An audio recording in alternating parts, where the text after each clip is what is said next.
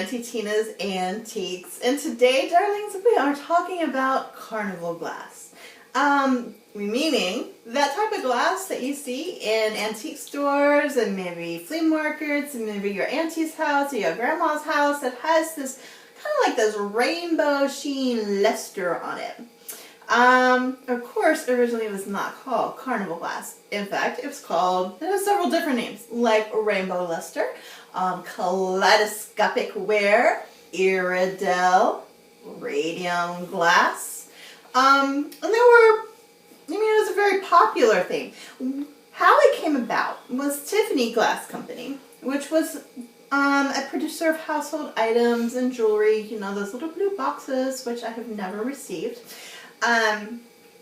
And Tiffany had an iridescent glass of their own, and the process for making this Tiffany glass was so expensive that only the very wealthy could afford it. Well, along come the Fenton Brothers, and they found out, well, Tiffany was mixing in the metallic salts with the molten glass as they were going through the process. It was a lot cheaper if we poured the molten glass into the mold, pressed it in the mold, then we spray the metallic salts on the item before it's kind of cool, and then fire it up a little bit more. The iridescence stayed a little bit longer, and it's a lot cheaper to make it that way. So very quickly, this glass, that is also known as golden iris because the marigold color, like these, and this cute little dish, were very common. So that was golden iris was one of them, and it became really popular. In fact, a lot of the glass companies in the Ohio Valley area started making this glass in tremendous amounts. There were like 4 major companies. There were the Fentons, the Fenton Art Glass Company. There was the Imperial Glass Company. There was the Millersburg Glass Company, and there was Northwood Glass Company, and the Dugan Glass Company. Now the Northwoods came over from England, and they brought their cousins with them because it was a big family thing. And the Dugans, that was the Dugans, and they came and they learned this process. And then once they learned it, they moved on down the river and they opened their own Dugan Glass Company. I wonder how that went over with the family. Yeah, my darling cousin taught me how to do all this and learn from him, and now I'm going to open my own company and compete with him. Well, if you think that was crazy, let me tell you about the Fenton Brothers. There was John Fenton, and he was the Barnum and Bailey of the glass company. And for the record, my family comes from Barnum and Bailey. Not Barnum and Bailey, sorry. P.T. Barnum is up the family line, which may be where we inherited our gift of BS. Anyways, John Fenton, he was the promoter. He was the one with the ideas. He was the larger-than-life personality that faced this company, the Fenton Art Glass Company. Now his younger brother, Frank, who was a little bit more level-headed and clear, as younger children usually are. He was the business manager and the day-to-day operations. He made sure the company worked. Well, John, always out there for an adventure, he wanted to try something new. So he went out and looked. And in the middle of Ohio Amish country, far away from the Ohio River Valley, which was very convenient for shipping these items and, getting all the stuff that you needed to make the glass. Well, up in the Amish country, John found this beautiful little town called Millersburg. And he decided, let's start another glass company up there. So he opened his own glass factory up there. Didn't tell his brother. And he, of course, the Amish people helped. They were working there, and he came up with the Millersburg glass factory. Well, again, John being John, went out and he promoted it, and it was very popular, and everybody loved it, and he came up with some beautiful plans and some beautiful patterns and stuff like that, and forgot about the books. That was so boring. But he didn't do all that stuff. And so very quickly, they ended up having to file bankruptcy. And they did he did sell the company to another gentleman, and they opened the Radium Glass Company. Now, let me just point out, well, this piece is not one of the Millersburg or Fenton. I believe it's probably Imperial because it has Imperial Glass Company was well known for their geometric designs. Just kind of strikes me as this might be like a radium glass. Radium glass did have radioactive isotopes in it. What that did was it increased the luster and the shine and the durability of the glass. Well, Radium Glass Company didn't last very much longer.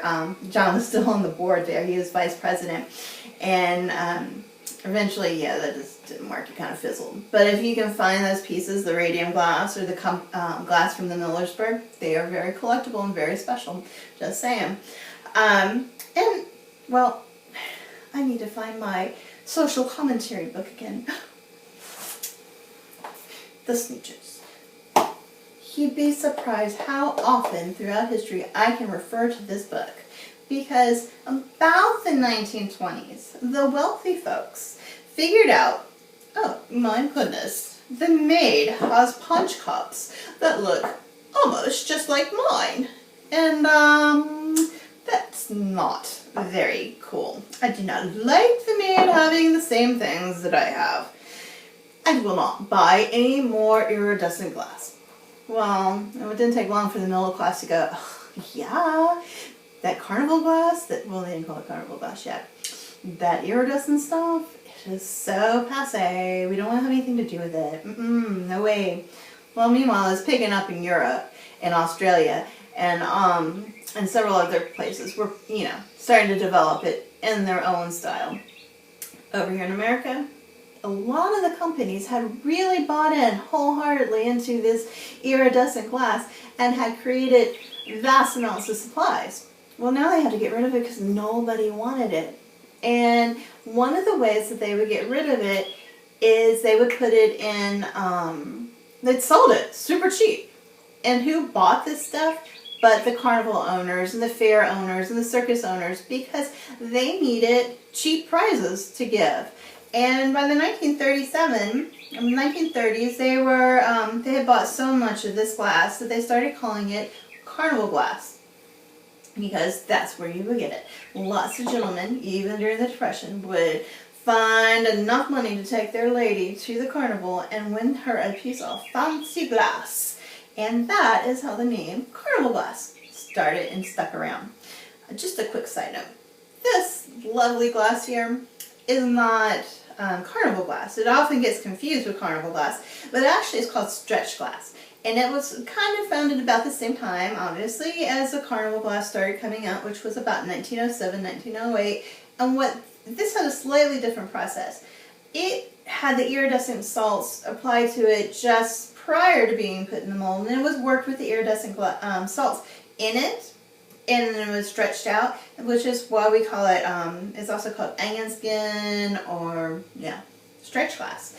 But it's not the same thing as the Carnival Glass, although a lot of people confuse it. It's not. It's still very pretty in its own right. You might notice the difference between this has very little details and patterns, whereas the Carnival Glass definitely does.